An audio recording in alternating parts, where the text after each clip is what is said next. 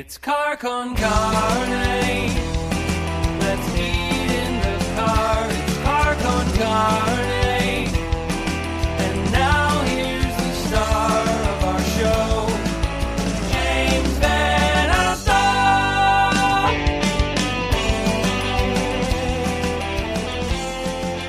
It's Friday night. Welcome to Car Con Carne. I'm James Van Alstyne. And it looks like things are opening back up again. A few more virtual shows, then it's back to in-person recording for Car Con Carne. That's going to happen in mid-March with a special trip, a very special episode to the Wiener Circle. So Car Con Carne is free. Obviously, it's a podcast. It's free. We're about to start the 9th year of this podcast in a couple months.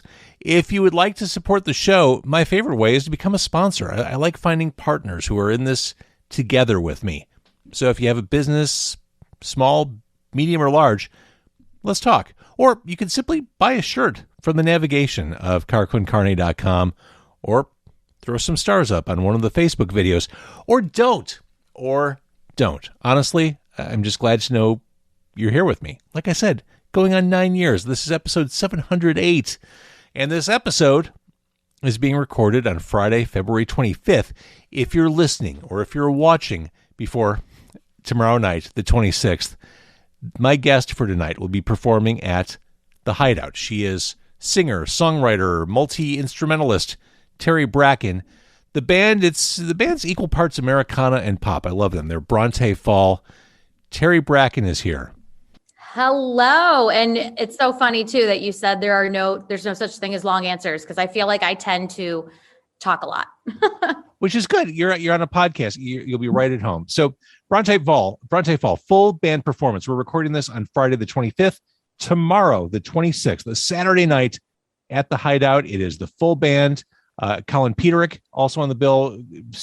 Insanely talented gentleman, Colin Peterick. That's a night of music right there. Yes. And Teri, tickets are $12. They're a value at any price, really. What do you mean by that? Like, I'm saying it's worth your money to go see. Oh, yes. I know your Chicago roots are deep. You're a Nashville citizen, but your Chicago roots are deep. What goes through your head when you come back to perform and play at a place like Hideout?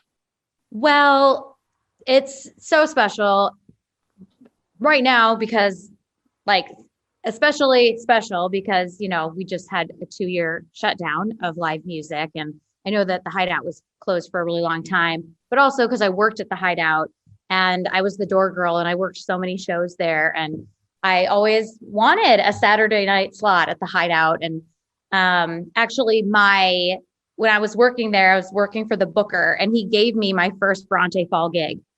I told him I started a band with my friend. We didn't have a name. We had a few songs and that's it. We didn't have a bio. We didn't have pictures. And I was writing the Hideout's newsletter every week for 2 years. And he was like, well, do you want to play here? It's like, yeah. I was like, for sure. And he's like, send me a bio and send me some pics. And I didn't even have a band name. So I with my friend, we took a week and we sat at a cafe in Lincoln Park and figured out the name. And then we quickly scheduled pictures and quickly wrote a bio. It was so fast. And I had a 5:00 spot on a Friday, which was great. Oh my gosh. Yeah.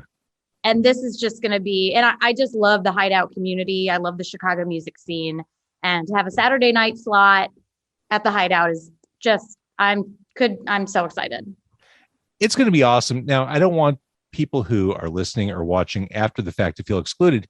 The good news is if they miss you at Hideout, you've got new music coming on March 4th. Yes. There are many ways to consume Brontë Fall. Winter comes out on the 4th. It is your third studio album. One thing I'm keenly aware of out of the gate with your music, you have a great sense of visuals, of how to transform your music into video. And I was just having this conversation yesterday. I keep waiting for a music video renaissance. I'm surprised it hasn't happened yet, especially with things being shut down for 2 years. Video, you figured it out. Talk to me about having a video strategy. Well, I have a great little tiny team in Nashville. Again, sorry for long answers, but I met a girl when I was recording my last EP, my last project. I met a girl, like she was finishing up in the studio right before me. And we started following each other on Instagram. And I noticed that she was on a lot of video shoots. And she's a singer-songwriter herself. So I reached out to her to be like, can you help me like make a music video? And so she was really good at conceptualizing music videos. She had a lot of experience with music videos. And so with her, it was just like really fun to create worlds. Like I think the pre-work is the most important, and like making Pinterest boards and coming up with a storyline. And it really is fun to create like a whole world with one song. And even these music videos really created, like they are the base, the foundation for winter and like the whole vibe, because we went in, we hired this videographer, but like I was dressed for the photo shoot and for the music videos, like all in one. So like, so it was all planned around the visuals of the music video. And sort of this, like the one that just came out is like my favorite, the Beyond the Rain, kind of like a Wizard of Oz meets Alice in Wonderland. And it just gave the entire release shape. Well, let's talk about the video for Beyond the Rain, because the video is straight Wizard of Oz. It's black and white as you have a Dorothy moment in bed. You're singing about twisters and cyclones, and it works at that basic level. The song works at that level. Oh, it's, tornadoes and cyclones, but it's actually heavier than what it might sound like to a casual ear. You survived a tornado in Nashville. Yes. This is literal. Like you lived through this stuff. Yeah. And just, 2020 was so insane for all of us. And for me, it started for like when this tornado hit and 2 trees fell above my bedroom while I was sleeping. Oh my God. And it was like March 2nd of 2020. And it's funny, I'm from Illinois, like grew up in Chicago or outside of Chicago. And there's been tornado watches like every year my whole life, but we never really get like slammed with a tornado. So that night I heard the sirens, but I was trying to sleep. Like I was being silly, but I just like wasn't worried about the sirens. And then like I heard a huge crash above me, and like my whole house started shaking. And I had like a tiny little house, and like the whole entire house was shaking. The windows were rattling. It sounded like there was a freight train outside, and I was by myself. And I really thought I was going to be Dorothy and like fly away with that tornado. So I was displaced for 2 weeks. I got in on a Friday and the world shut down on Sunday. And it was just so insane. It was just like, it felt like an out of body experience to have all these like crazy things happening. And so I literally in April, when the world was shut down, I bought Wizard of Oz on Amazon Prime, and I watched the first 10 minutes. And Dorothy is talking to Auntie M, and she's like causing trouble or something. And Auntie M is like, Dorothy, go away, go busy yourself. And Dorothy's like, well, where do you want me to go? And she's like, I want you to go somewhere where there isn't any trouble. And Dorothy goes, somewhere where there isn't any trouble. Behind the moon, beyond the rain, can't go by boat or by a train. And then she starts singing Somewhere Over the Rainbow. And so I took some Wizard of Oz lines there. I love that. Well, the song itself, the chorus of Beyond the Rain, it's kind of dreamy. I feel like you do some vocal calisthenics on that one. You really give yourself a workout with that song. I do. Yeah. Thank you for noticing. For like nerdy singers, like I start in the chest voice and then I like flip up to the head voice, and it's kind of, I feel all over the place when I'm singing it. And it does kind of feel like chaotic and tornado-like, actually, how I sing it. I love it. Other videos you've done, you did, it was a couple months ago, you did Outsmart Love. And here's, I mentioned during the intro, there's a nice blend of Americana and pop. I hear a banjo in the mix on this one. Yeah. Did you have to go to Nashville to kind of fully discover who you were as a musician? And I think the one reason I went to Nashville is because I'm interested in like songwriting. Like I love doing the artist thing, the Brontë Fall thing, but I'd love to write for other artists. And my ideal world would be to do both. But I visited Nashville after my first album, which I did in Chicago. And it was just really cool to hear. I discovered that it wasn't just country music. There was obviously a huge Americana scene, and then this like indie pop thing. And I was just like so drawn to like this cool fusion that was happening on the east side of Nashville. East Nashville is kind of like has the more indie scene than like the commercial country. But yeah, I was really drawn to that, the blending of all the different genres. Well, I get it. I've only been to Nashville once, and it was probably 5 or 6 years ago. And I was taken by how everything seemed to be in the process of getting built up. Like there was construction everywhere. It seemed like everywhere you look, the city was just growing, and there were cool places to go. Obviously, I had great food. People were super friendly. Music is everywhere. Like I get the appeal. I get the siren song of going to Nashville. Yeah. Yes. It just helped. It's funny because I get paid more when I'm here and I play bigger shows when I'm here. But there's just so many like even when I need players, like if I need a guitarist, like for a gig in 2 days, I can get one. It's just, you just like have everything at your fingertips. And I have more of because I now have a band in Nashville and a band in Chicago. But my Chicago band, I really I stick with the same guys. You mentioned Colin Peterick. So Colin was my music director when I was in Chicago. So like we have the same drummer tomorrow night, Alex. So my Chicago band is like my band that I always play with, which is great. I love that. Another video that you did for this release, you mentioned your Illinois roots, a song called Indiana. Yeah. Are you from Indiana specifically, or? I am not. I am from Illinois. I just was inspired when I was in Indiana to write that song. It's just the nostalgia for youth. I want to grow young again. I want to have fun again. The video kind of writes itself. It drives the lyrics home. There, you got floppy disks and pinball. I love pinball. Yeah. Right. You know what's great about pinball? You feel like you're doing something substantive because it's physical. Yeah. You're moving with the game. You feel like you really got your dollar's worth. Yeah.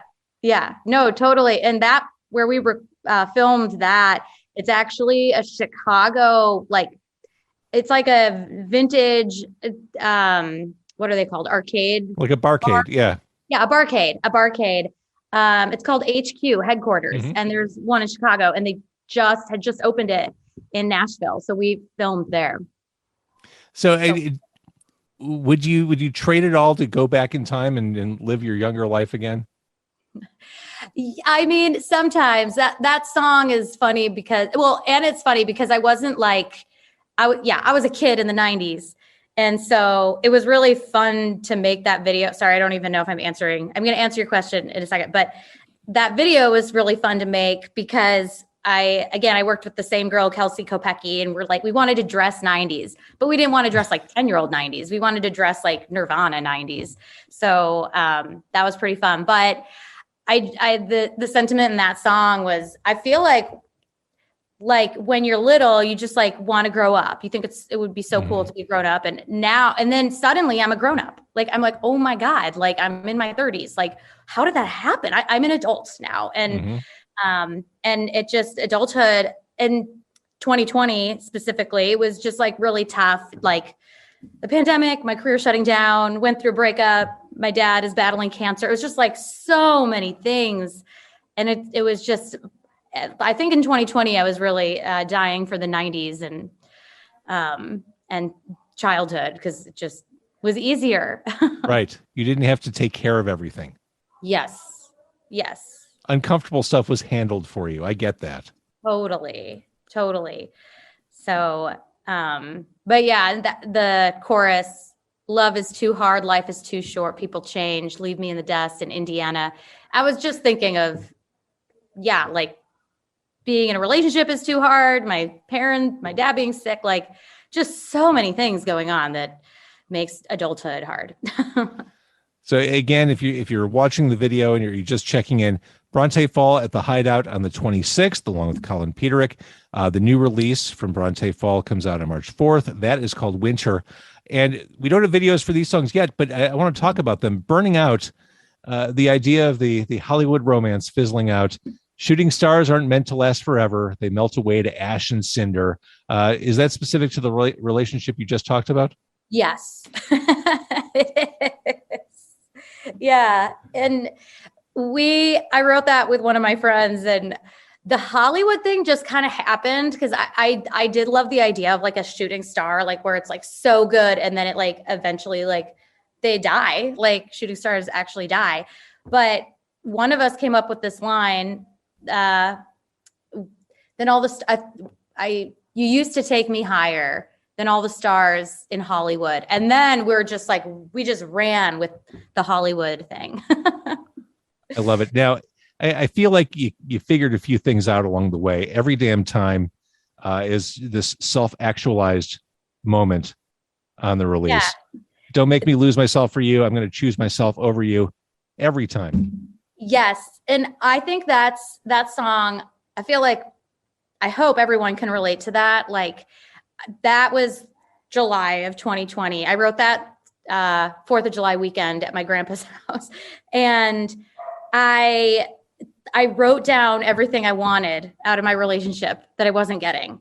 And like, that became all the verses. And I feel like it's just being respectful in a relationship. And I hope everybody gets that treatment I was asking for in the song. And you shouldn't ever lose. I learned you should never lose yourself in a relationship and not feel like yourself anymore. And so, yeah, I do feel like that. And nobody's heard that song yet because it hasn't been released as a single. Right. And I'm so excited for people to hear that song and hear what it makes them feel. So I didn't realize how long ago these songs were written. These were written at this point almost 2 years ago. I've got to assume you've got a bank of songs you're just sitting on at this point. I can't wait to record again. Yeah, like these were all songs I wrote in 2020, and finished by March of 2021. But I wanted to release it in winter because it's called Winter.